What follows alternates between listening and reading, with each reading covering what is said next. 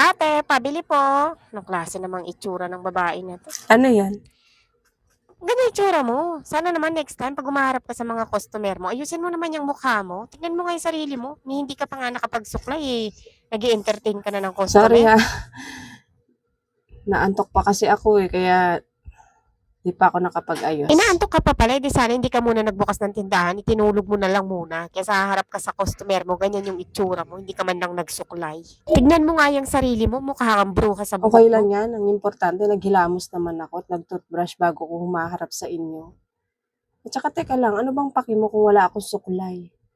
Ikaw nga, hindi kita pinakakialaman Kahit hindi ka pa nagtutoothbrush, bumibili ka na dito sa tindahan ko. Eh bakit, naamoy mo ba? Oo, amoy na amoy ko. Ang baho ng hininga mo.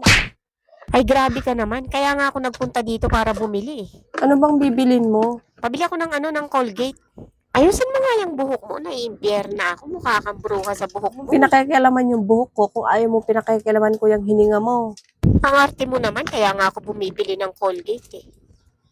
Ako wala lang suklay, ikaw nga wala pang toothbrush Eh natural, Ano pa? naubusan ako ng toothpaste. Palmolive na rin pala, Anong kulay? kulay pink.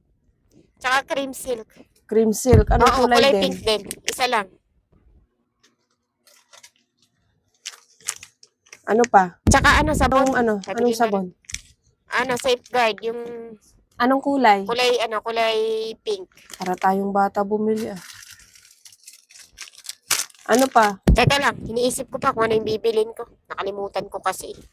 Ganyan Tignan mo, kasi hindi ka pa itsura ko. pala ready. Hindi mo alam kung ano yung bibilin mo. Sana nagmumug ka man lang muna bago ka nagpunta dito. Ang arte mo naman, nakikiamoy ka na lang eh. Kaya nga ako bumili ng toothpaste Ang dito. baho Naamoy naamoy ko. Kada magsasalita ka. Eh di wag kang huminga, arte mo. Magkano ba lahat yan? Teka lang. 52 lahat. 52 na yan? Okay na? Okay na yan. Oh. Ito bayad O bakit ang dami ng pera mo? 300. Ano to? Yung sobra, i-cash in mo sa akin. Sa number ko. Cash in ko sa'yo yung sobra. 248 yung sukli mo dito. Bali, ika-cash in ko 238. Sige, i-cash in mo na lang ako sa number ko ha. Teka Salamat. lang. Yung number mo, hindi ko alam. Manghuhula na lang ako ng ika-cash in ko. Ay, hindi mo ba alam number ko? Game na. Sabihin ko yung number ko, i-cash in mo ako ha. Wait lang. Buksan ko lang yung Gcash ko. Ano ba yan? Ayusin mo nga muna yung buhok mo. Mukha kang bruha. Hindi mo na kasi nagsuklay bago nagtinda. Ay, naku, ang arte-arte mo. Paano hindi ka muna mag-ayos bago ka humarap sa akin? Kabanggit ako ng number.